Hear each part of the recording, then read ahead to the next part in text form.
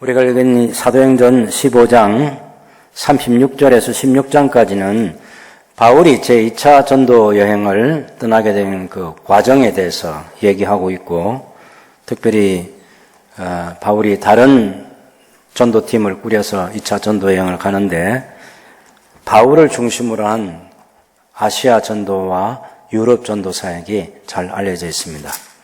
우리가 거기 15장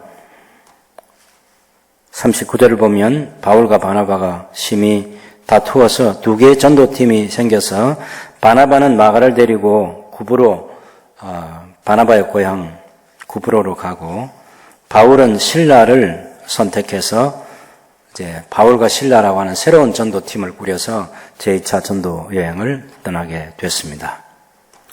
16장 1절에 보면 더베와 루스드라, 거기서 디모데라는 제자를 만났고요. 또 디모데는 2절을 보면 16장 2절에 루스드라와 이고니온에 있는 형제들에게 칭찬받는 자라. 다 우리가 아는 지명이죠. 루스드라, 더베, 또 이고니온. 물론 이제 비시디아 안디옥도 나중에 이제 포함되는 그런 지역이긴 합니다만은. 그래서 여러 성에 다니면서 이제 먼저 믿었던 사람들을 잘 양육해서 경고케 하는 그런 일을 하고, 아시아 지역, 6절을 보면 아시아 지역에서, 이 아시아 지역이라는 것은 그 터키, 지금의 터키, 에베소, 서머나, 버가모 있는 그런 지역들이 다 아시아 지역이죠. 성령이 아시아에서 말씀을 전하지 못하게 해서 부르기아와 갈라디아 땅으로 다녀갔다. 이 부르기아와 갈라디아 같은 지역입니다. 같은 지역. 여전히 그 루스드라와 더베는 물론 이 남부 갈라디아 지역인데, 루스드라, 이고니온 다 남부 갈라디아 지역이에요. 그 지명들을 또 부르기아라고 그렇게 부르기도 해요. 이 갈라디아는 아주 넓은 의미에서 그 지역의 범위가 굉장히 넓게 말할 때 갈라디아라고 그렇게 말하는데, 그 시대에 따라서 조금 지역이 바뀌기도 합니다. 하여튼 그런 부르기아와 갈라디아 하면 같은 지역이다 이렇게 생각하시고, 쉽게는 루스드라, 이고니온, 또 비시디아 안디옥 교회가 있었던 그런 곳이라고 생각하시면 됩니다. 그 다음에 지명 하나를 기억해야 될 것이 그 6절에 8절에 보면 무시아라고 하는 거, 무시아를 지나 드로아로 내려갔다 이런 말이 또 있고, 7절에는 무시아 앞에 이르러 비두니아로 가고자 했다. 이 무시아는 그 서쪽 터키의 북쪽에 있는, 드로아는 항구고 그 항구 가까운 곳에 있는 무시아 지역이 있고, 더 이상 이제 지중해 쪽으로 못 가기 때문에 동편에 있는 비두니아로 가고자 하는데 예수님의 영이 허락하지 않아서 그곳으로 못 갔다고 말합니다. 그래서 무시아를 지나 드로아 그 항구가 있는 곳까지 갔는데 거기 환상을 보게 되고 마게도냐로 건너와서 우리를 도와달라. 그 마게도냐 지역이 이제 빌립보, 데살로니가, 베레아 있는 그쪽이 다 마게도냐 지역입니다. 그런 환상을 보고 그곳에 가서 이제 배를 타고 가죠. 11절에 보면 드로아에서 배로 떠나 사모드라게로 행하여 이튿날 네아폴리라는 항구에 도착하고, 거기서 산고개를 넘어가면 빌립보라는 그런 성이 있습니다. 굉장히 큰 성이고 로마의 식민지로서 중요한 곳이죠. 그곳에서 바울이 기도처를 찾다가 13절에 보면 여인들이 함께 모여서 있는 그 팔레트 같은 그런 곳이라고 생각하면 되겠습니다. 거기서 이제 이 여인들을 만나서 복음을 전하고 루디아가 주님의 역사로 말미암아 회심하게 되고 그 가족들이 첫 번째 빌립보 교회 성도들이 됐다는 그런 이야기입니다. 지도를 한번 보여주실까요? 지명은 그래도 대충 그림을 한번 그릴 수 있어야 되겠습니다. 잘 보이는지 모르겠는데. 예, 이쪽에 보면 안디옥이라는 곳 있죠. 실루기아 안디옥. 이 작은 섬이 살라미스라고 하기도 하고, 살라미스라는 항구가 있고 키프로스라는 섬입니다. 바보라는 항구가 있고. 저기서 이제 우리가 바울의 제2차 전도 여행은 저 시리아 안디옥에서 빨간 줄을 따라서 길리기아, 다소 자기 고향이고, 그 다음에 더베 있고, 루스드라 있고, 이고니온, 안디옥, 저 지역을 루가오니아 지역이라 말하기도 하고, 저기 보면 갈라디아, 또 루스드라 있는 저 지역을 이제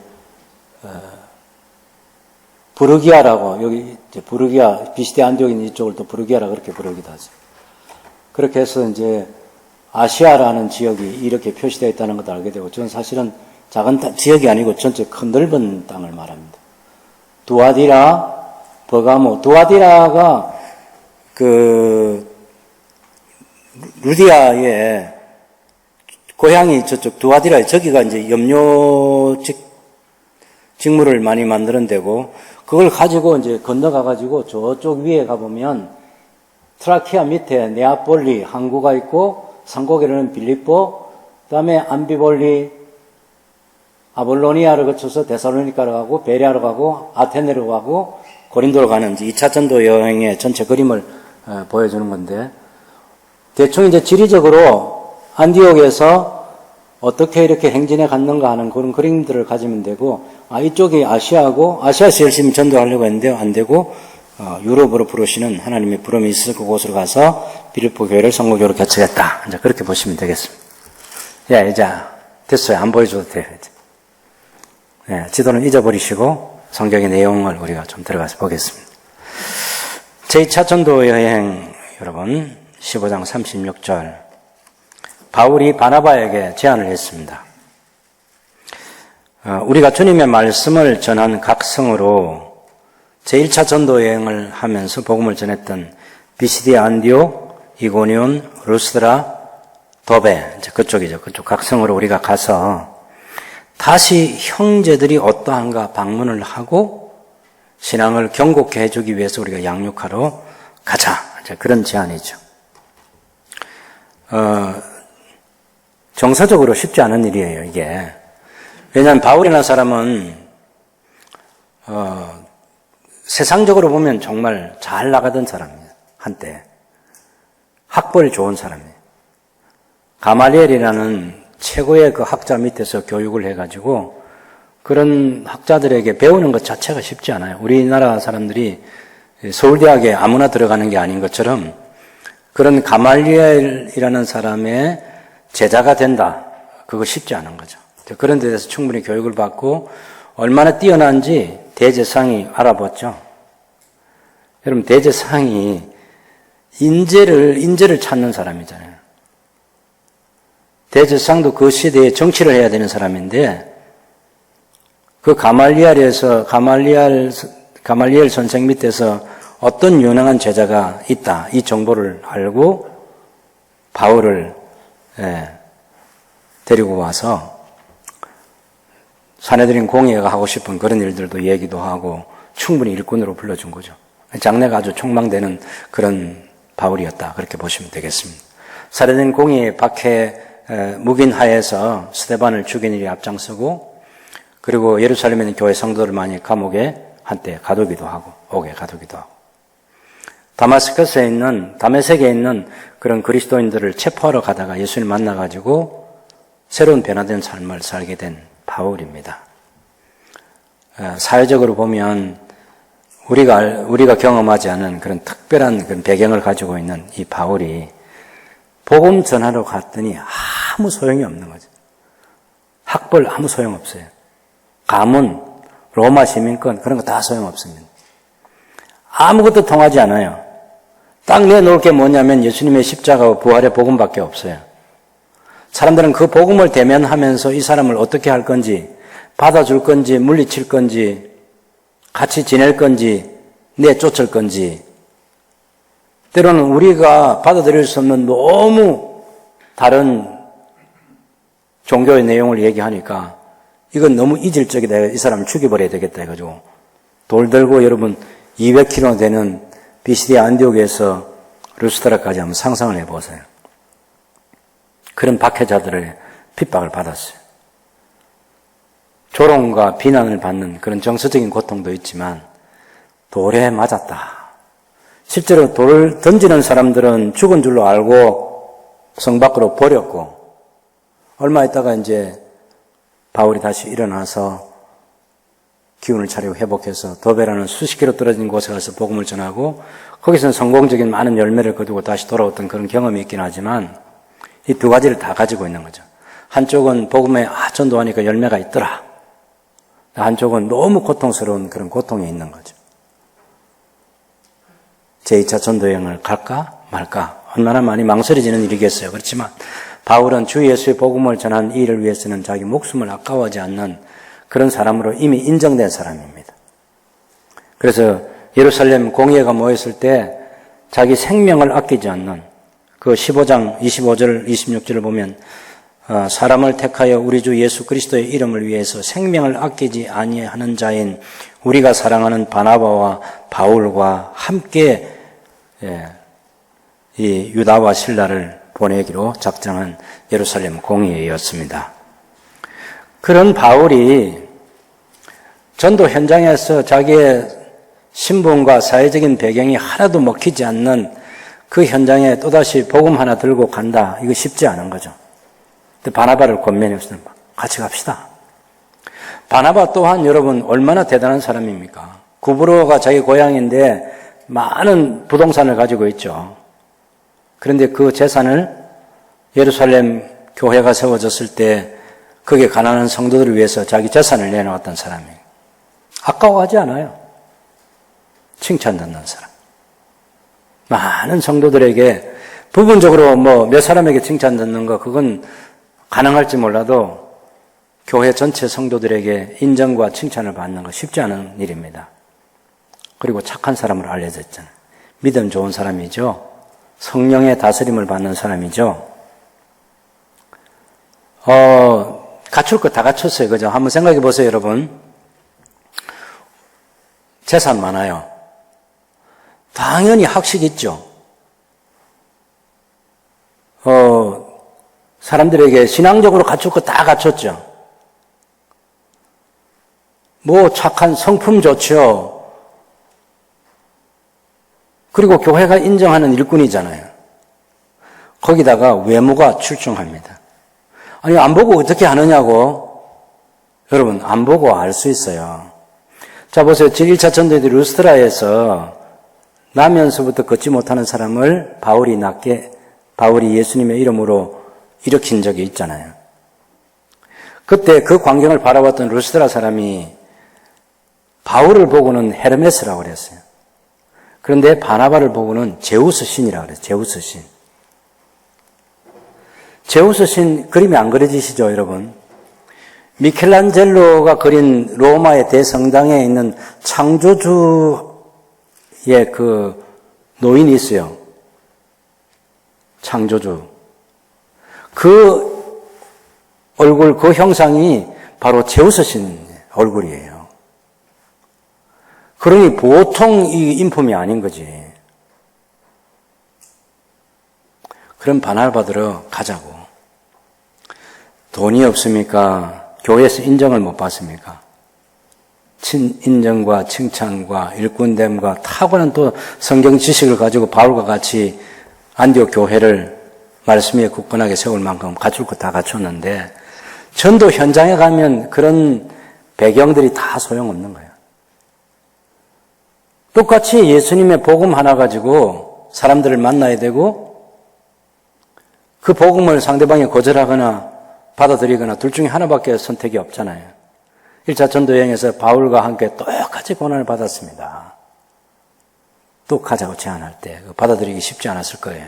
그런데 가는 데까지는 동의를 합니다. 그런데 생각이 둘이 달랐어요. 뭐가 달랐냐면 바나바는 마가라는 자기 사촌도 데리고 가자 하고 바울은 그건 안 된다. 그렇게 해서 두 사람이 심히 다투었다 이렇게 말합니다. 여러분 싸워본 적 있으세요? 예? 어떤 사람과 의견이 충돌해가지고 싸워본 적이 있냐고. 물론 아주 사소한 문제 가지고 부부싸움하는 그런 거 말고 그런 싸움도 안 하는 부부들이 있다는데 그건 정말 이 세상에 살 이유가 없는 천국을 가야 될 사람인데 이 싸워야 다듬어지죠. 다듬어지고 모난 인격들이 다듬어지지. 근데 우리가 싸우는 싸움하고 이 바나바 바울이 다투는 건 다른 거예요. 주제가 다른 거예요. 주제가 다른 거. 선교 여행을 가는데 동역자로 이 마가를 데리고 가자. 마가는 절대로 안 된다. 그것 가지고 싸우는 거예요. 너무 의견 충돌이 극에 달해가지고 결론을 내서 여기까지. 당신하고 나하고는 여기까지입니다. 여러분, 십몇 년의 세월을 바나바와 바울이 서로를 알아주고 인정해주고 높여주고 했던 그런 사이잖아요. 바울이 회심에서도 예루살렘 교회 제자들에게 바나바를 통해서 소개를 받았어요. 바울이라는 이 하나님의 사람을 교회 사역의 현장에 써주는 사람이 바로 바나바라고. 얼마나 재정적인 그런 튼튼한 배경이 되어줬겠습니까? 그런데 두 사람의 결론은 여기까지. 그래서 헤어졌어요. 성경의 표현대로 심하게 다투었다. 여러분 생각해 보세요. 바울이라는 사람이 조금 전에 말씀드린 것처럼 그 정도 배경을 가지고 1차 전도여행을 갈 때 밤빌리아 버가에서 도망간 마가를 생각해 보면 그것 가지고 선교여행을 끝까지 못 가고 몰래 도망가는 마가는 절대로 안 된다. 예. 이 바울이라는 사람이 자기의 지식, 자기가 만났던 사람들과의 그 경험, 일의 경험 그런 거 다 모든 배경을 가지고 마가를 생각할 때 마가는 절대로 안 된다는 이거예요. 절대로 안 된다. 그런데 바나바도 바나바라는 사람의 관점이 있지 않겠습니까?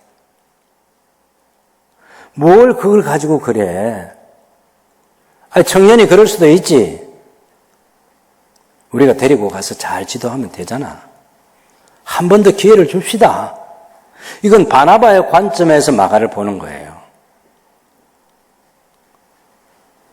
두 사람 다 가벼운 수준의 사람은 절대로 아닌 거 아시죠? 우리가 바울이 잘못됐다, 바나바가 잘 결정했다, 그거 얘기하는 거 아니에요. 사람을 보고 일을 볼 때 우리 생각이 서로 다를 수가 있다는 거예요. 바울은 바울 자기의 모든 배경을 가지고 지금 마가를 볼 때 마가는 안 된다는 거고, 바나바는 바나바의 자기의 배경을 가지고 마가를 볼 때 데리고 기회를 주면 또 가능하다, 그런 생각 아니겠습니까? 근데 해결이 안 될 때 어떻게 해야 되느냐? 헤어져야죠. 헤어져야 됩니다. 차선적으로. 그런데 둘이 헤어졌는데 이건 손해보는 장사가 아니에요. 하나님께서는 한 사람을 포기하도록 만들지 않고 바울과 바나바가 전도팀을 따로 꾸려서 1차 전도여행 때는 한 개 전도팀밖에 없었던 이 전도팀이 2차 전도여행 때는 2개의 팀으로 나누어서 지역도 나누고 행선지도 나누어서 전도여행을 시작하게 된 거예요. 배가 된 거죠. 배가 된 거. 이거 놀라운 일입니다. 그래서 우리가 부정적으로 볼 게 아니에요, 이게. 우리는 두 사람이 다투는 거 그런 거 보면 부정적으로 보이죠. 뭘 두 사람이 고집이 그러나 누가 한 사람 중재해 주면 좋겠다 생각하는데 이런 중재자가 자꾸 되는 일이 아닙니다. 안 되는 건 절대로 안 되는 거예요. 할 수 없어요. 그래서 여기까지. 예. 여기까지. 근데 성경에 보면 바울이 1차, 2차, 3차 전도여행을 마치고 예루살렘에서 어려운 일을, 오해를 받아가지고 나중에 로마 황제에게 재판을 받기 위해서 로마에 가 있을 때, 가택연금 돼 있을 때 그때 쓴 빌레몬서나 또 골로새서, 그러면 그 옥중에 있으면서 쓴 편지가 에베소서, 빌립보서, 골로새서, 빌레몬서잖아요. 근데 골로새 4장 10절에 보면 이 아리스다고, 나와 함께 갇힌 아리스다고 그리고 마가 이 얘기를 하면서 마가가 가거든 영접해 주라고 그렇게 얘기합니다. 그리고 빌레몬서에는 같은 골로새서와 빌레몬서가 같이 편지가 쓰여졌고 보내졌는데 그 빌레몬서에는 마가를 가리켜서 나의 동력자라 이렇게 바울이 말합니다. 나의 동력자. 이거 쉽지 않은 일인데 그동안 세월이 지나서 이 마가라는 사람이 바울의 동력자가 되어 있는 거죠. 골로새 4장 10절 나와 함께 갇힌 아리스다고와 바나바의 생질 마가, 또 빌레몬서 1장 24절에는 나의 동력자 마가 아리스다고 데마 누가가 문안하느니라. 마가에게 많은 일들이 일어났죠. 바울이 2차, 3차 전도 여행이 지났고 가이사라 빌립보에서 거기서 가이사라에서 2년간 또 구류된 거 생각하면 한 10년 세월, 12년 정도의 그런 시간이 지나가면서 마가라는 사람이 바울의 동력자가 되어 있는 거예요. 바울의 동력자. 근데 그보다 더한 표현이 있어요. 어떤 표현이냐면 베드로전서 5장 13절에 보면 베드로가 당시에 흩어져 있는 나그네 성도들에게 편지 쓰면서 택하심을 함께 받은 바벨론에 있는 교회가 너희에게 문안하고 내 아들 마가도 그리하느니라. 베드로가 마가를 자기 아들이라고 불러요. 바울은 디모데나 디도를 내 아들이라고 불러요. 아무에게나 그런 거 붙여주는 거 아닌 거 아시죠? 아무나 나이 어리다고 니는 내 아들이다 그렇게 안 됩니다. 이게 정말 신앙 안에서 믿음의 아들로 베드로가 삼았어요. 그런 과정 추정해 볼 수 있겠죠. 일단은 2차 전도여행 때 바나바가 데리고 다니면서 마가를 잘 키웠다. 그런 다음에 베드로 사도에게 마가를 맡겼다. 그리고 마가에게 베드로가 자신이 예수님의 제자로서 훈련받던 시간, 자기 제자들과 있었던 그런 일들 다 얘기해주고 우리가 어떤 모난 사람들이었는지 우리가 주님을 얼마나 속썩였는지 그런 것도 다 얘기해 줬을 것이고 예수님을 보고 듣고 한 그런 얘기들 다 들려줬겠죠. 이 마가가 복음 전도자들 제2세대라고 할 수 있는 사도들과 바울과 바나바가 1세대라고 하면 디모데오가 2세대 아니겠어요. 그죠? 마가도 그 2세대 교회 지도자가 돼가지고 마가복음서를 기록합니다. 당시 박해받고 있는 성도들에게 마가복음이라는 것을 선물로 주면서 마가가 예수 그리스도께서도 당시에 그 어려운 상황 속에서 하나님의 뜻을 받들어 섬겼다. 그 얘기를 들려주는 거죠. 우리 주님도 두려움에 휩싸여 있었다. 광야에서 시험을 받을 때 들짐승들 가운데 있으면서 그 들짐승들이 울부짖는 소리를 들으면서 주님이 두려움 가운데 끝까지 시험을 견뎌내셨다. 당시에 박해받고 있는 성도들에게 우리도 그런 어려움 가운데서도 우리 주님처럼 우리가 이 어려움을 이겨낼 수 있습니다. 주께서 우리를 도우십니다 하는 그런 격려의 편지를 준 거죠. 어쨌든 지금 마가라는 사람은 바울과 바나바에게는 쓸모없는 사람, 기회를 줘야 되는 사람, 그렇게 지금 논쟁거리가 됐지만 하나님께서는 이 마가를 바나바의 품에 안겨서 바나바의 손에서 베드로를 거쳐서 나중에는 바울에게도 꼭 필요한 동력자로 바울이 죽기 전에 썼던 디모데후서 4장 10절 11절을 보면 네가 올 때 꼭 마가를 데리고 오느라고 디모데에게 그가 내게 꼭 필요한 사람이다. 이런 얘기를 합니다. 여러분 우리 교회 생활할 때 목사인 저나 우리 장로님들이나 성도들이 우리 청년들 볼 때 이런 시각이 굉장히 중요해요. 자라는 여러분의 아이들도 마찬가지고 속 많이 썩이고 지금까지 우리가 가지고 있는 지식과 배경을 가지고 보면 저 사람 되겠나? 그건 우리 생각이고 하나님의 생각은 얼마든지 다를 수 있는 거죠. 누구와 만나서 누구의 손에서 어떻게 시간을 보내느냐 이것이 새로운 사람을 결정합니다. 바나바 같은 사람 꼭 필요하죠. 품어주는 사람. 근데 바울처럼 나중에 과거에 자기가 안 된다고 그렇게 결정한 일이지만 변화된 마가를 보면서 같은 동력자로 하나님 나라를 위한 일꾼으로 그렇게 받아주고 함께 일하고 이런 게 필요한 거죠. 두 개의 전도팀이 생겼다. 이것 또한 한번 생각해 보십시오. 물론 이 땅에서는 이 바울 중심으로 선교 역사가 기록됩니다. 여러분 거기 한번 16장 9절과 10절 보실까요? 그건 밤에 환상이 바울에게 보이니 마게도냐 사람 하나가 서서 그에게 청하여 이르되 마게도냐로 건너와서 우리를 도우라 하거늘 바울이 그 환상을 보았을 때 우리가 곧 마게도냐로 떠나기를 힘썼다. 이런 표현이 나오는데 거기 우리가 9절에서 우리는 마게도냐 사람을 말하고요. 10절에서 우리는 바울과 함께한 전도 일행 바울, 실라, 디모데 거기 중요한 한 사람 생각해야죠. 사도행전의 기록자인 누가? 누가라는 이 사람이 자기를 포함해서 우리라 하고 하는 단어를 드디어 쓰기 시작합니다. 여기서부터.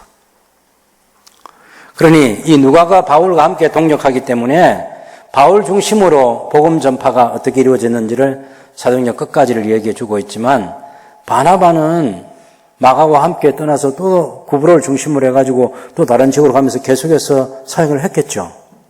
이 땅에 기록은 되지 않아도 천상에는 기록되어 있을 것입니다. 후일에 우리가 가서 바나바를 직접 만나서 대화를 나눌 수도 있어서 그때 어떤 일이 있었는지 그런 걸 알 수 있는 기회는 오겠죠. 하나님께서는 절대 손해보시는 분이 아닙니다. 두 개의 전도팀.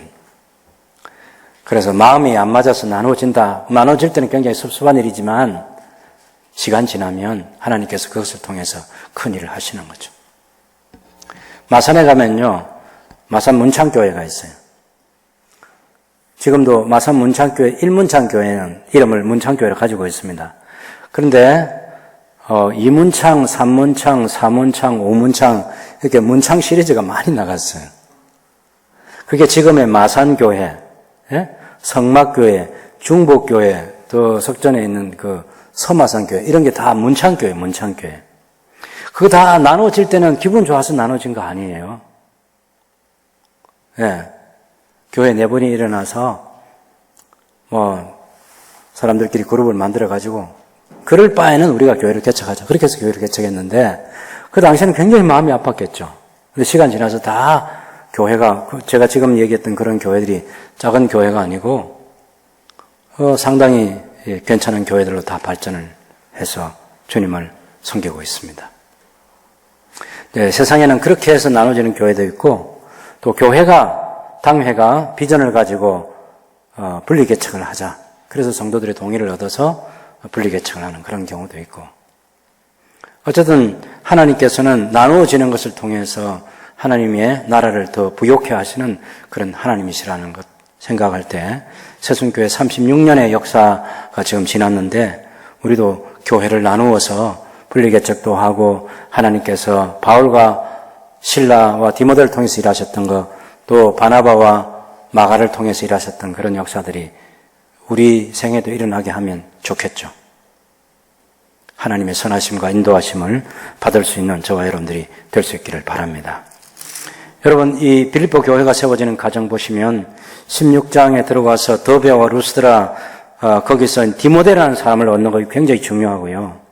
하나님께서 바울의 생애에 붙여준 사람 가운데 디모데 정말 귀한 사람입니다.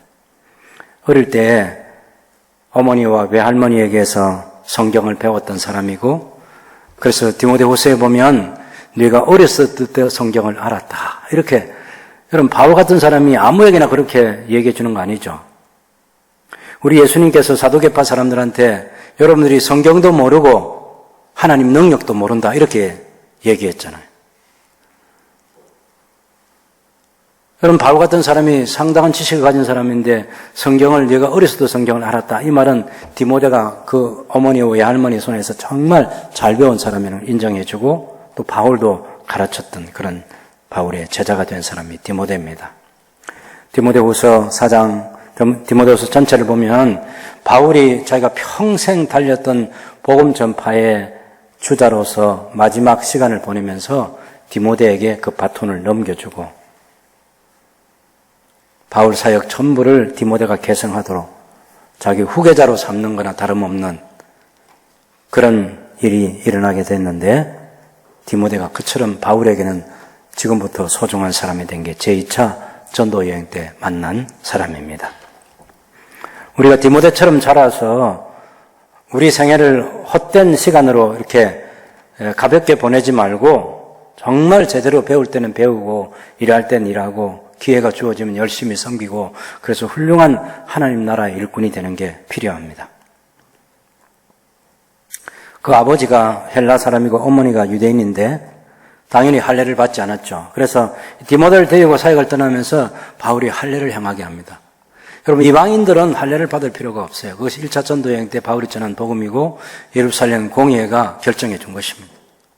그런데 이 바울이 앞으로도 남은 기간 동안에 유대인을 만나서 복음을 전해야 되는데 디모데가 할례를 받지 못한 이것이 걸리기 때문에 디모데로 하여금 할례를 받게 하는 거예요. 바울 사역의 원리는 이방인들에게는 이방인처럼 유대인들에게는 유대인처럼 그렇게 자기를 낮추어서 복음 전파가 이루어지는 데 도움이 되면 얼마든지 자기를 낮추어서 자기를 내려놓고 복음 전파가 접촉점을 더 유리하게 가질 수 있는 그런 것을 선택하는 사람이 바울이라는 사실을 알 수 있습니다. 교회가 당연히 5절에 보면 굳건하게 세워졌고요. 그런데 6절에 보면 아시아에서 아까 그 지도 보셨죠? 터키의 그 섭정이 그 아시아에서 바울이 말씀을 전하는 것을 성령께서 못하게 말렸습니다. 그래서 부르기아와 갈라디아 땅으로 다녀가서 무시아 앞에 이르러 비두니아, 무시아는 그 해변이 가까운 곳인데 더 이상 이제 지중해 바다로 나갈 수는 없죠. 그래서 동쪽인 비두니아로 가고자 하는데 이때는 이제 예수님의 영이 허락하지 않았어요. 그러나 성령이 예수님의 영이죠. 이 동일한 성령께서 이제 해변가 지역으로 와서 더 이상 갈 수가 없으니까 동쪽으로 방향을 돌려서 전하려고 하는데 그쪽도 못 가게 하는 거죠. 그러면 어떡하란 말입니까? 이쪽으로 가면 바다고 더 이상 갈 데가 없어 다시 돌아서서 가려는데 여기를 못 가게 막으시는 거예요.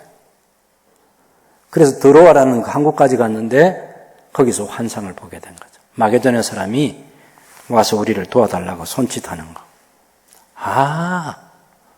바울같이 이렇게 경험 많은 사람이 하나님의 인도하시면 우리 보고 이쪽 아시아 지역에서 이제 더 이상 전도 못하게 하는 것은 마게도냐 사람의 그 환상, 저건 하나님께서 우리를 부르신 거다라고 해서 그쪽으로 갑니다. 열심히 드로아에서 배를 타고 사모드라게를 직행해서 이튿날 네아폴리라는 그 항구에 도착했습니다. 11절에. 그 네아폴리에 가면 지금도 그 바울이 와서 뭐 촛발을 뒤었던 곳이라고 해서 돌 이렇게 넣어놓고 있는데 그 실제로 바울이 뭐 그 돌을 밟은지 그건 잘 모르겠습니다. 네아폴리. 그리고 거기 가서 아무도 환영해 주는 사람 없어요. 그래서 산고개를 넘고 가면 아주 넓은 지역이 나오는데 빌립보 성입니다. 마게도니아의 첫 성이라고 그랬고 로마의 식민지라고 그랬고 거기 이제 며칠 있다가 기도할 날 안식일이 와서 기도할 곳을 찾아가다가 강가에서 루디아라는 여성과 함께 몇몇 여성들이 있는 곳에서 하나님 말씀을 전하게 되고 주님께서 루디아의 마음을 열어서 14절에 보면 하나님을 섬기는 루디아. 아까 두아디라시라고 하는 것 터키에 거기 아시겠죠? 거기서 지금 유럽으로 가서 빌립보 성에서 장사를 하는데 자주 옷감을 파는 장사입니다. 자주 옷감 장사. 이 자주색은 귀족들이 입는 옷이고요. 왕족들은 보라색을 입습니다. 그 자주 색감, 이게 두아디아에서 많이 나는 염료 직물 가운데 하나인데 그걸 빌립보에 가서 파는 거죠. 대단한 여성이라고 볼 수 있습니다. 여러분 우리 창원 사람이 말이죠. 서울 가서 장사하는 거 그거 아무나 마음 못 먹습니다. 예. 그리고 같은 대한민국 땅도 아니고 외국에까지 나가서 일본 가서 장사한다. 이거 쉽지 않은 일이에요. 근데 지금 이 루디아는 그렇게 장사에 대한 대담한 그 마음을 가지고 와서 그런 상업을 하는 사람이죠. 이 사람의 마음을 주님께서 여셨습니다. 그 교회 가운데 첫 번째 성도를 누가 할 것인지 주님이 결정하셨어요. 그죠? 루디아와 그 가족들이 첫 번째 신자가 됐습니다. 지금도 가면 루디아 기념교회라 해가지고 그 교회당이 오랫동안 세워지고 있고, 그 가까운 곳에 세레터도 있고 큰 강도 이렇게 흐르고 있는 것을 볼 수 있습니다. 그 집 사람들이 다 세례를 받았습니다. 15절에. 예수님 믿고 세례를 받는 것, 이것은 교회의 기본 구성원이 되는데 굉장히 중요한 절차예요. 예수님과 함께 죽고 예수님과 함께 다시 살고 예수님의 보배로운 피로 죄 씻음을 받는 그런 속죄에 대한 믿음을 갖게 되고 하나님의 자녀가 되는 그런 확신을 갖게 되는 과정을 세례받는 과정을 통해서 경험하게 되는 거죠. 그래서 교회 구성원이 됩니다. 우리가 16절 이하에 보면 귀신 들린 여종을 치료하는 역사가 있는데 이 귀신 들린 여종이 17절에 보면 바울을 따라다니면서 바울과 우리 그 전도단 일행이죠. 소리 질러서 이 사람들은 지극히 높은 하나님의 종으로서 구원의 길을 너희에게 전하는 자라. 어떻게 알아요? 바울과 디모데와 실라와 누가와 이런 사람들이 지금 빌립보에 와서 하고 있는 이 일들을 귀신 들린 이 여종이 이 사람들은 지극히 높은 하나님의 종으로 그렇게 압니다. 구원의 길을 너희에게 아는 사람입니다. 구원의 길을 너희에게 전하는 사람들이 이 사람이다. 어떻게 알아요? 이럴 때 우리가 말하고 있는 야, 귀신같이 알아맞추네. 요때 하는 말이에요. 네, 이거 귀신같지 않은 거예요. 여러분, 귀신은 예수님을 보고도 지극히 높으신 하나님의 아들 예수요. 우리를 멸하려고 오셨습니까? 야고보서에도 보면 너희가 하나님이 한 분인 줄로 아느냐? 귀신들도 믿고 떠느니라 이렇게 얘기했어요. 귀신들도. 그 귀신같지 않은 거예요. 이 가짜 이 무당들이 제대로 몰라서 그렇지 제대로 귀신을 모신 사람은 귀신같이 알아요. 신자와 신자인지 신자 아닌지 하나님의 사람인지 아닌지 구분합니다. 여러분 성도들이 굿하는 데 갔는데도 오거나 말거나 하는 사람들은 그건 무당 아니고요. 진짜 무당은 신받은 사람들은 우리 그리스도인들을 떠나게 합니다. 왜? 점괘가 안 나오니까. 지극히 높으신 하나님의 종을 알아요. 자기가 비록 귀신에 사로잡힌 사람이지만 정말 유일하신 신이 하나님이라는 걸 귀신은 아는 거예요. 바울이 그 귀신에게 말합니다. 예수 그리스도 이름으로 내가 네게 명하노니 그에게서 나오라. 다른 방법 없습니다. 이 귀신 들린 사람을 고치기 위해서 물리적인 힘을 가하고 그건 아주 나쁜 거예요. 교회는 절대로 그런 거 해서 안 됩니다. 무슨 안찰한다고 두들기고 그런 것도 안 되고요. 손 안 대도 되는 거예요. 손 안 대도 되고. 귀신에게 하는 거지 그 사람에게 물리적인 힘을 가하는 거 아니에요. 귀신을 보고 나오는 귀신. 예. 예수 그리스도 이름으로 내가 네게 명하노니 나오라. 그 귀신이 이제 나가니까 더 이상 이제 점을 못 치게 됐잖아. 이 점치는 여종을 고용해가지고 돈을 버는 사람이 자기 수익이 소망이 없어졌어요. 19절에 여종의 주인들은 자기 수익에 소망이 끊어진 것을 보고 바울과 실라를 붙잡아서 관원들에게 데리고 가고 그래서 로마 사람인 우리가 받지도 못하고 행하지도 못할 풍속을 전한다 해서 일제히 고발을 해가지고 바울과 바나바가 아주 옷이 찢겨진 채로 심한 매를 맞고 옥에 갇히게 되는 그런 일이 생깁니다. 뭐가 문제죠? 수익 문제입니다. 이 수익 문제와 관련해서요, 사람들이 큰 싸움이 벌어져요. 경제 문제는 국제전쟁도 일어납니다. 경제 문제는 정말 큰 문제예요. 이건 우리가 쉽게 말하면 생존권에 관한 문제라고, 우리 같이 이제 이 소상공인들이나 이런 분들은 생존권에 관한 문제는 하지만 그분들은 그분들대로 수익이 없어지면 큰일이 나는 거고, 큰 돈을 만지는 사람도 이 경제적인 문제에 걸리면 수단과 방법을 가리지 않습니다. 그게 인간이 가지고 있는 연약함이고 죄성입니다.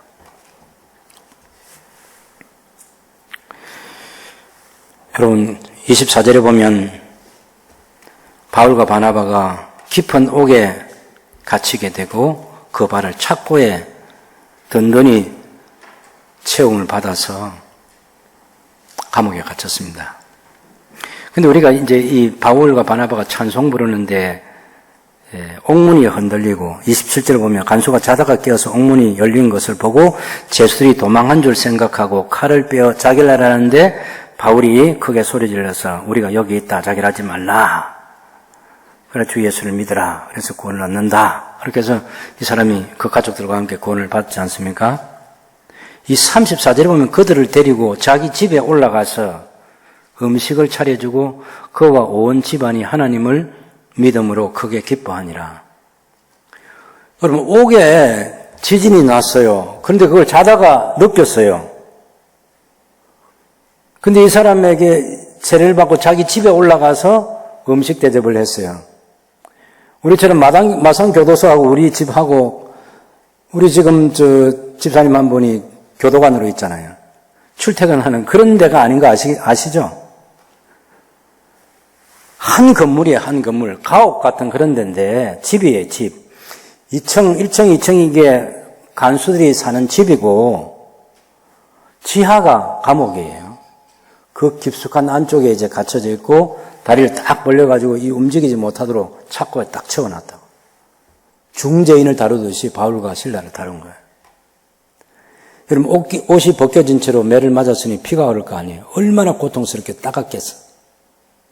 근데 밤 12시쯤 돼서 기도를 했어. 아니, 성령께서 우리 보고 예수의 영이, 하나님이 우리를 유럽의 첫 성인, 이 마게도니아 첫 성인 빌립보로 보냈으면 거기서 우리를 영접해주는 사람, 동역자들 막 이런 거 주변에 붙여가지고 무슨 선교가 되게 해야 되는데 아무도 반겨주는 사람 없어. 그 성에 실력 있는 사람도 없고 그렇게 잡혀서 매 맞을 때 누구 하나 도와줄 사람도 없는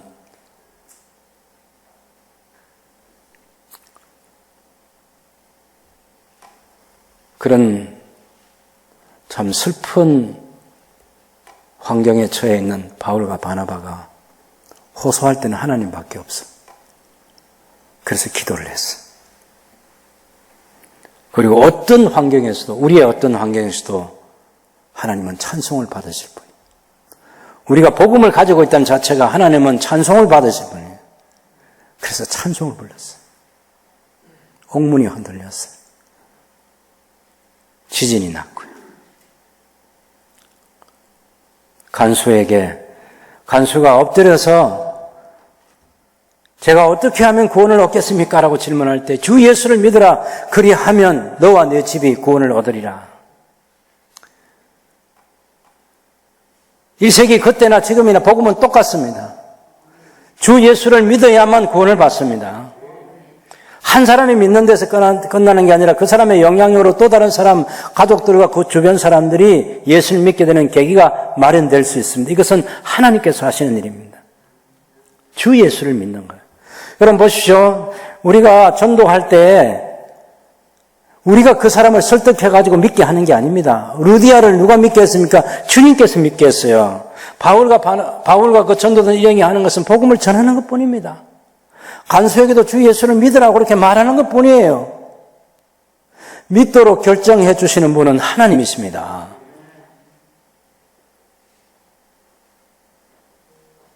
그렇게 해서 빌립보 교회가 굳건하게 세워져 가는 거죠. 날이 새어서 상관들이 풀어주려고 하는데 아니 로마 시민권을 가진 우리 신라도 역시 시민권을 가지고 있고 로마 시민권을 가지고 있는 우리들인데 죄도 정하지 않고 매를 때려서 감옥에 가두고 이제는 그냥 아무 일도 없는 듯이 나가라 한다고? 아니야. 당신들 친히 와서 우리에게 사과하고 그래야 우리가 떠날 수 있다고. 이 절차를 밟게 합니다. 바울과 신라에게 그 정도의 자긍심도 없이 복음 전하는 사람 아니죠.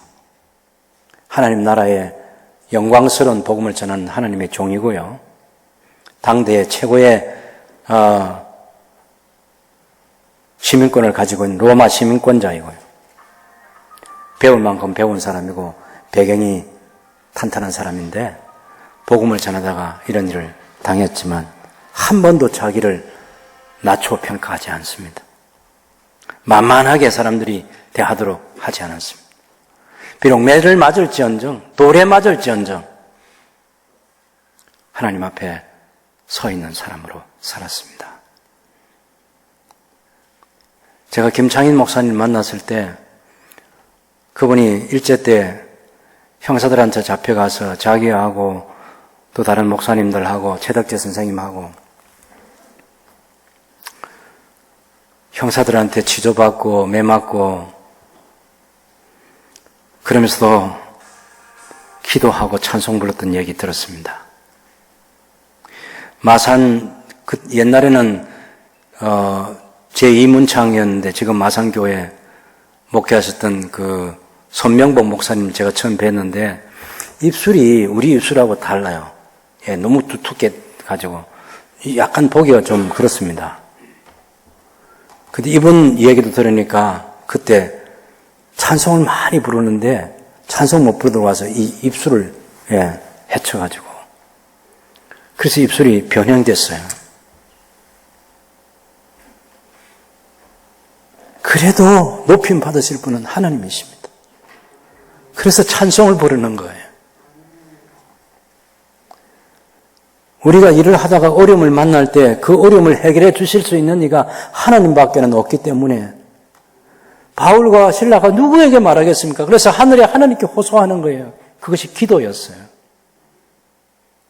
지금도 하나님은 동일하게 일하십니다.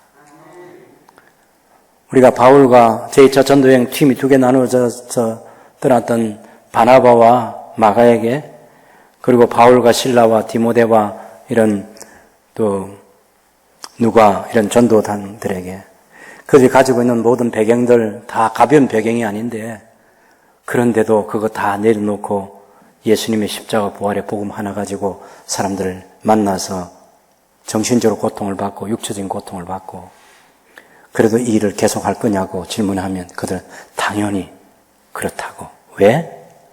한 생명이 천하보다 귀하기 때문에. 한 생명이 천하보다 귀하기 때문에. 사람들을 만나는데 배경 가지고 만나지 못합니다. 사회적인 신분, 우리가 흔히 문벌이라고 하는 거, 대대로 가문이 만들어준 사회적인 지위와 신분이 있잖아요. 그거 다 내려놓고 오직 예수님의 십자가 부활의 복음 하나 들고 사람을 만날 때 당하는 조롱과 비웃음과 육체적인 고통과 그래도 이 복음을 전할 거냐고 당연히 그 사람들은 말합니다. 계속할 거라고. 왜? 한 생명이 천하보다 귀하기 때문에. 여러분, 저와 여러분에게 하나님 주신 세월들 영혼을 구원하는 것이 얼마나 귀한지 바울이 제2차 전도여행을 떠나자고 제안한 것은 먼저 전한 복음을 전파해서 믿게 된 그 성도들을 양육하기 위해서 제2차 전도여행을 떠나려고 했는데 그것이 너무 중요하니까 전도에 대해서 끝까지 책임을 지는 것 이것 또한 우리가 배워야 될 중요한 원리예요. 끝까지 책임지는 거죠. 내가 가르치는지 다른 사람에게 가르침 받게 하든지 끝까지 책임지는. 우리가 하려고 해도 안 되고 그런 일도 하나님께 때로는 막으시는 거죠. 삼위 하나님께서 막으십니다. 그래서 하나님께 새로운 길을 열어주실 때 그 길을 따를 수 있는 순종하는 믿음. 그런데 결과가 그 과정 속에서 기쁨과 감사와 찬송이 그리고 흔히 우리가 말하는 행복이 그리고 모든 게 잘 되는 일이 풀리는 그런 일만 있는 게 아니라는 거. 고난은 헤쳐나가면서 하나님의 뜻을 이루어야 하는 것이 그리스도인의 삶이고 전도자의 삶이라고 하는 것, 이것 또한 마음에 새기고 주님을 위해서 살아가는 저와 여러분들이 될 수 있기를 바랍니다.